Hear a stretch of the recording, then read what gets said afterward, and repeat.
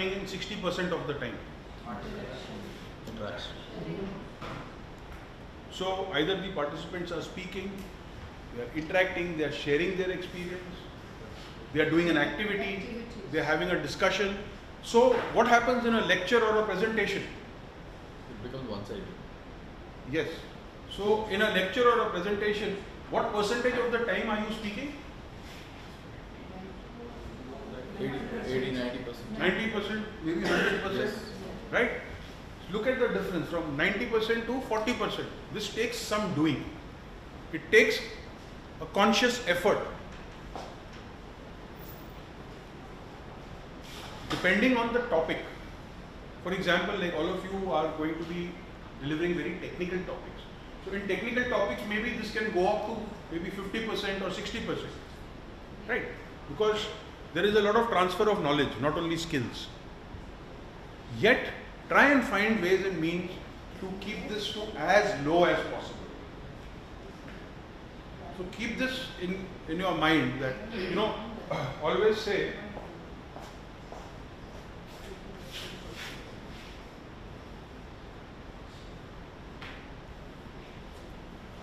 why am I talking? Keep asking yourself, wait, why am I talking? Shouldn't the participants be talking? So this is how you always remember this, that I have to speak minimum, participants have to speak more. This second point supports the first point. How?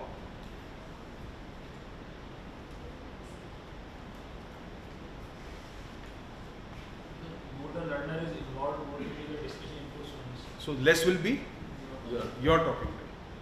Right? And how do you again, these are all we are going around the same points. How do you get the learners involved? Next point. Yeah. So questions and what we had said earlier, sharing experiences, activities.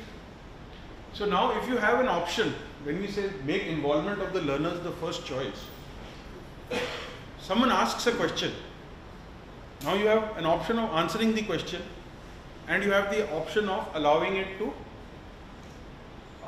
some participants, giving them an opportunity to answer that question. So that you are making involvement of the learner the first choice.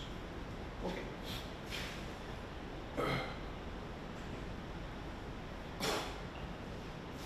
Question and answer is a very, very good and powerful technique for increasing interaction with your participants. You all agree? Yes. Right?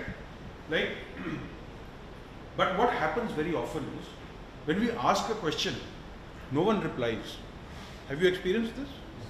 You ask a question and the participant does, no one answers. Then what happens? Sorry? No, you have Trainer to gets prompt. nervous. You have to prompt. Why don't you? Why don't you? So that is one way. Yeah. So why do you Fear think? of being wrong. Sorry, ma'am? Fear of being wrong. That is why people are not answering. No answer. So what are the other reasons why people may not be answering? Maybe you are so commanding. Okay. So maybe you are so commanding or personality dominating. Maybe they have not understood the question. Maybe they are not involved in the discussion. So they just Maybe they don't know the answer. Yeah. Right? Okay. So therefore, how do you make sure that they answer? By trying to remove these problems.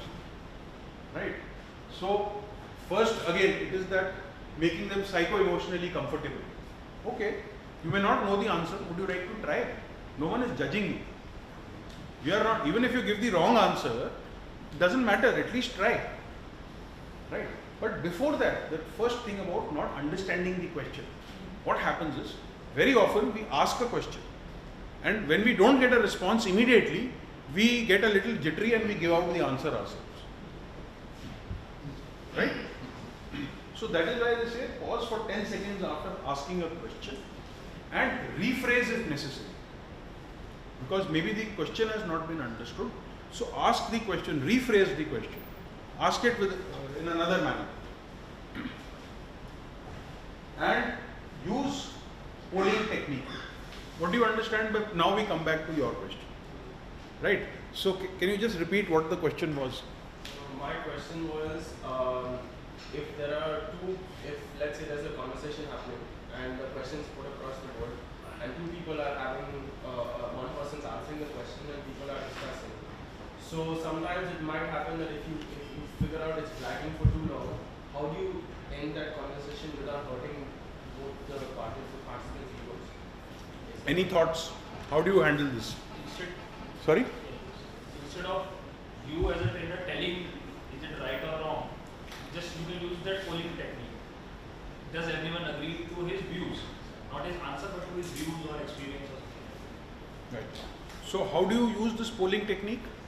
Just like what he just said. There are two people who are having an argument. Yes, ma'am. Showing that to all the participants. Yes, ma'am.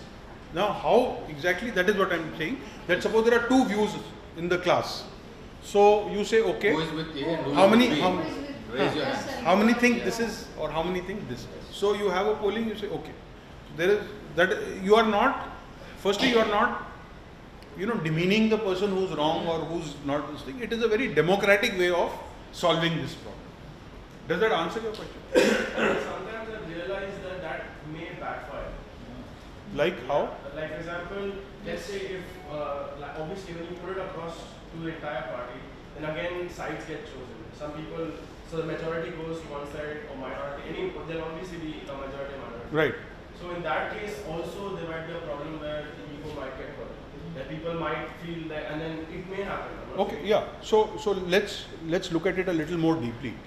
It depends on what kind of a question and what kind of an answer is it. Okay. Suppose it's a technical question, right?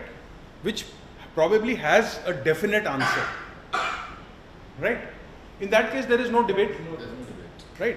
Whatever one person may be able to say, you should be able to give out the correct thing, maybe get it out from them, and support it by facts. Yeah.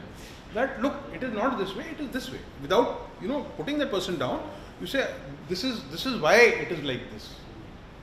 It has to be supported with facts. You are not putting that person down, but you are just correcting them for the learning purpose. Okay. Now, other thing comes is there are questions where there are no right or wrong answers. Right? Can anyone give an example of such a question where there are no right or wrong answers?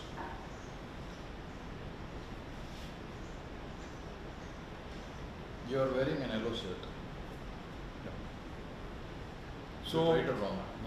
that's right or wrong. Yeah. But any question which does not have a right or wrong answer. So what is No, there is no. Sorry? What is success? Excellence. Yeah. Well, So does it have a right or wrong answer? no. No. Definition. So therefore the opinions will differ. Right? So now what you're saying is there may be a case where someone is so strongly, towards one side that, if that side is not, everyone doesn't agree to that particular thing, it may create a rift.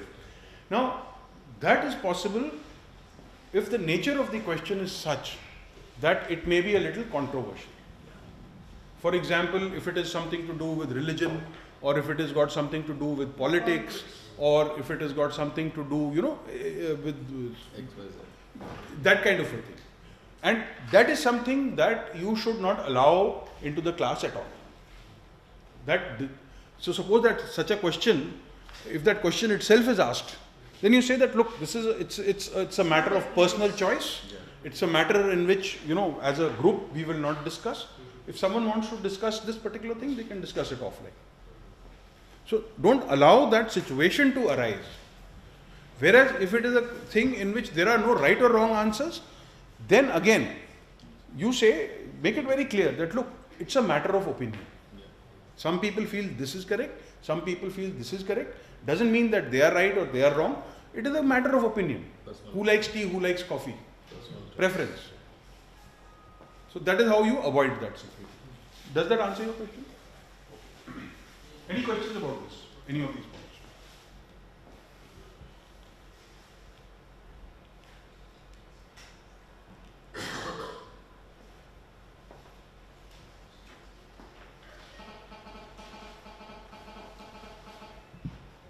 Okay. Now, we've seen that as a trainer, as a facilitator, we want to get maximum participation out of our participants, right? And in order to get maximum participation, we need to encourage participation, right? One way of encouraging participation is, I've been talking about this since day before yesterday, giving verbal and non-verbal reinforcement to your participants. What does the verbal and non-verbal reinforcement mean?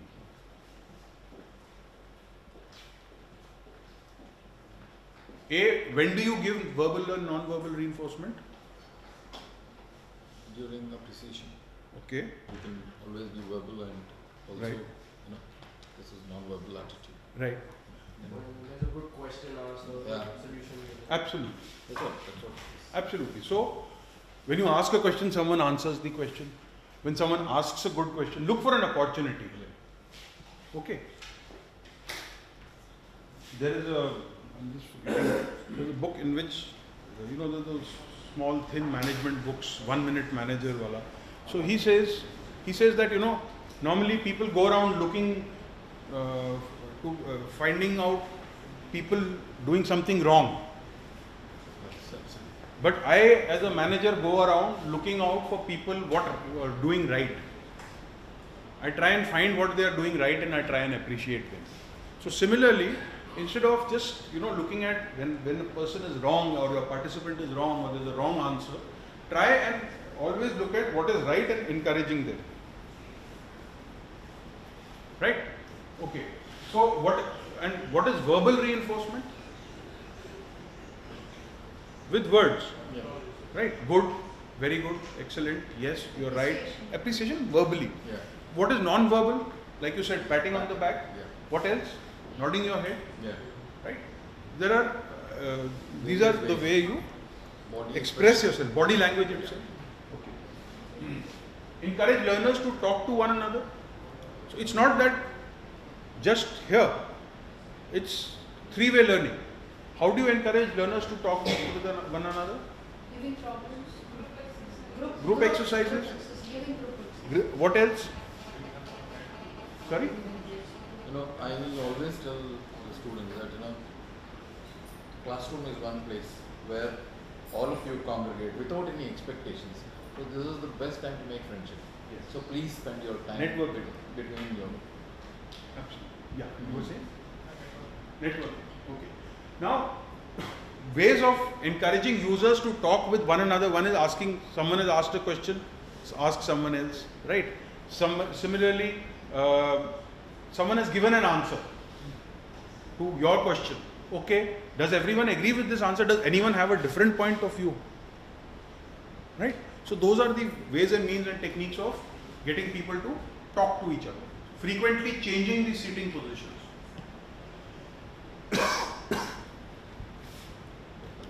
Defer to the group occasionally. What does this mean? What do you mean by defer? Rearrange the group. No, not really. Defer means you bow down to them, or you go along with them. Yeah. You defer to their opinion. So Agreed with them. what does this mean? Sorry? I think it is the opposite of being assertive. Flexibility, you don't agree. Opposite is submissive. Yeah, but even defer is a little higher than being submissive. Okay. You don't agree. Not Agree. differ. Defer. DEFER. Okay. Defer means I may not agree with you, but I'll go along with you. Yeah. Neutral. Not only neutral, that we agree to disagree. We agree to disagree. Yeah. Right? So, again, like this is a case where, like you said, that there are two different opinions. Here we are talking about there is a difference of opinion between the participants and the trainer. Then don't say no, my point of view. This is right, my way or highway. You say okay, fine. You defer to them. Again, unless Yeah, sure. it's a question which has no right or which has only right answers. because you don't want them to go away with wrong learning. So if there is a question which has, then in that case you have to have the facts or the data or whatever it is to prove yourself that no, I'm sorry, what you're saying is not correct, this is the correct Like we do with bosses. Yeah, you have no option there. Provide example. Now this is something which is very important and not done very frequently, especially in training, in technical trainings. So, firstly, why do you think it is important for us to explain using examples? For learning, for more learning. Right. So how does an example facilitate more learning? By doing it. When it's related to No, that is practice, ma'am. What I'm saying is giving an example.